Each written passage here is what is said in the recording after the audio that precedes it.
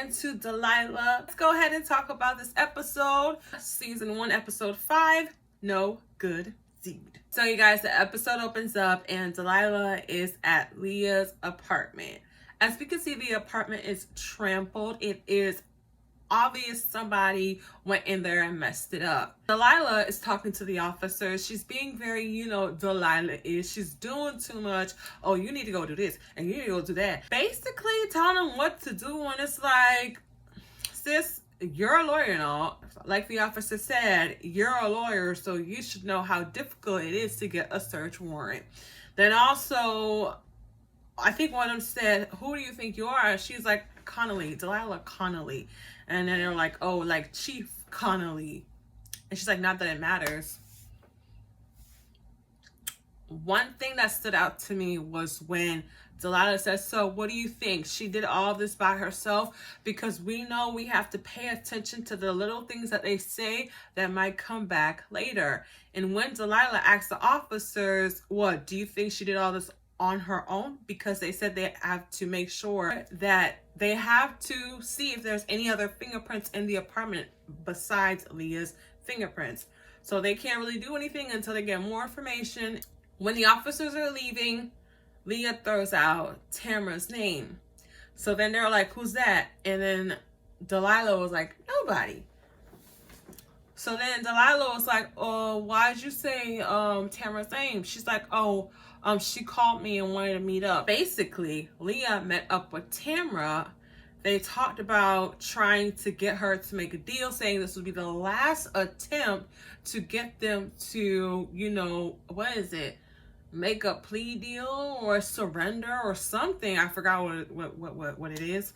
And if they don't agree to that, then he's gonna go after her. And basically, they're gonna use the evidence that they have from the fake reporter to basically, I guess, go to bat or sue or take her to court. Y'all see my Jackie Aina inspired nails?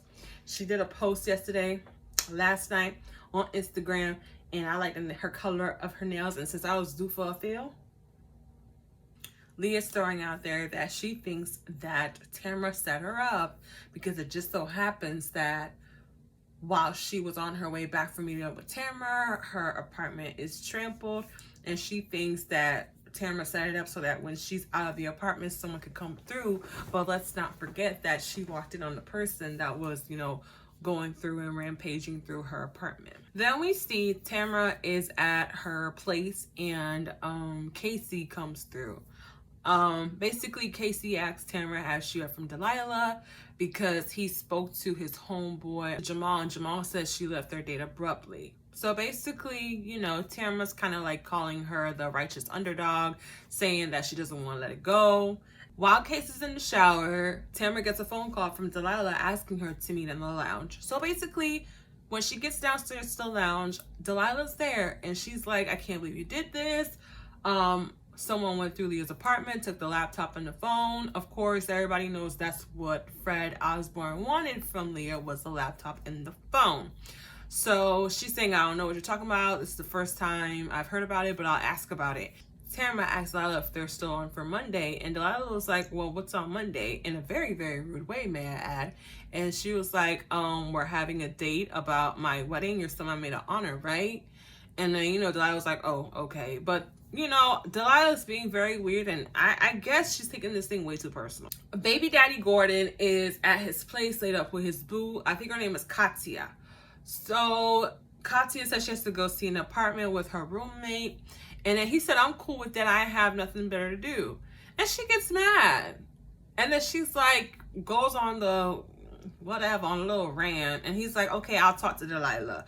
But I don't really care about that thing. Because if you're a student, you're younger than him. It's just weird. Also, she was like, when you call me a genius and the most beautiful woman that you've been with, was that true?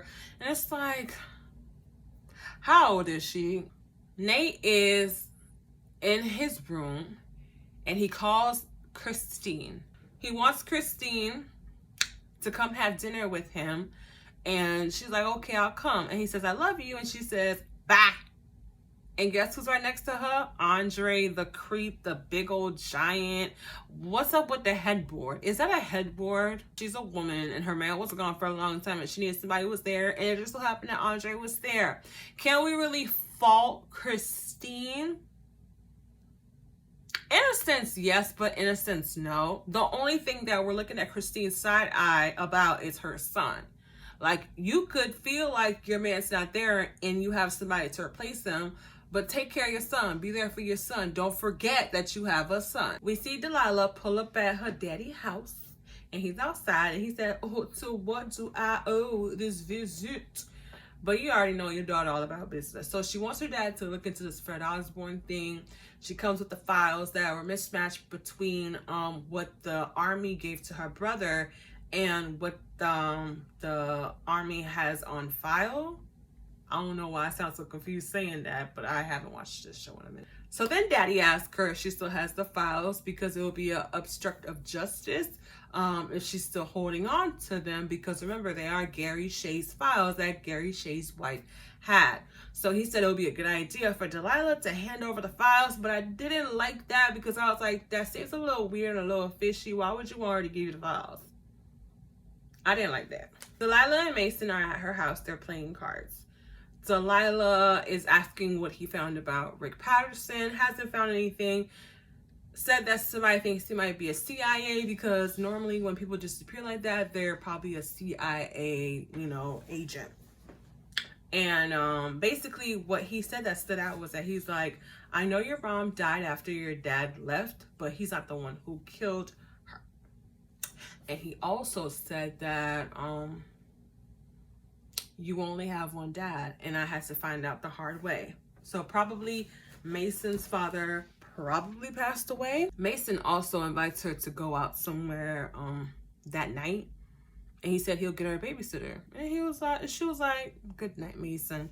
So it's kind of like, is there something going on between them? Something almost went on between them. Something is going on between them. But obviously Mason likes Delilah. That assistant needs her butt whooped. Tamara comes to the office. The assistant's like, oh, he's busy or whatever she said. And I don't like the way she treats Tamara. Like, just doing too much. Tamara asks Wynn about what happened. He said it's the first time he's heard about it, but he doesn't know about Pops. But she can ask if she wants to. Harper is telling Delilah that the pregnant woman who's been trying to get in contact with her, still needs an answer. So Delilah said put her on some list, like a contact list, and then I'll make a list of people to forward to refer her to. She calls out Demetria to basically get some paperwork to protect Gary Shay's wife. There's this whole thing about the blinds and the flowers, whatever. We jump into a scene and then we see Nate with I guess an employee at the VA's hospital, and he was going to help Nate get dressed, but Nate wants to do it himself. This scene was kind of, because I was like, I don't want to think that they're trying to insinuate something like the guy might like Nate because I'll be doing too much. But then it's like, but why this scene? And especially when he said, my wife's coming tonight, and the guy was like, oh, good luck, buddy. And it was just these weird, like, I'm not saying, but I'm feeling. But, luckily he was able to get himself, put his pants on himself because he didn't want to be another kid in the house. But there's no kid in the house because she's not taking care of y'all's son. Gordon then calls Delilah. He wants to talk to her and is wondering if he can come through to the house that night. And she agrees, and we'll see how this conversation goes. Delilah and Tamara are out at lunch. I guess they don't have their usual seat, which is probably a booth seat. And Tamara was like, did you tell her it was us coming? And Delilah was like, I told him it was me coming. Okay. So basically the lunch is awkward. They're talking about how Casey wants to do a little presentation during the reception. So she says, if you have any pictures, send them to me, but no pictures with a bang. Okay. So she told her about the venue that she found, and then Delilah asked her how did she get it. Tamara said, promise you won't judge. Why would you marry the power if you're not going to use it? Basically, Delilah judged her for that because Tamara knew she probably would. That's why she said, don't judge me. But she still did. Delilah asked Tamara if she spoke to Win and Win Sr. and Frank. Tamara didn't answer whether or not she spoke to Win Sr. And Delilah's thing is, just say you didn't ask him. It's okay. But Tamara was like, oh, I can't believe you asked me that, and you're doing too much, and I'm gonna leave, and whatever.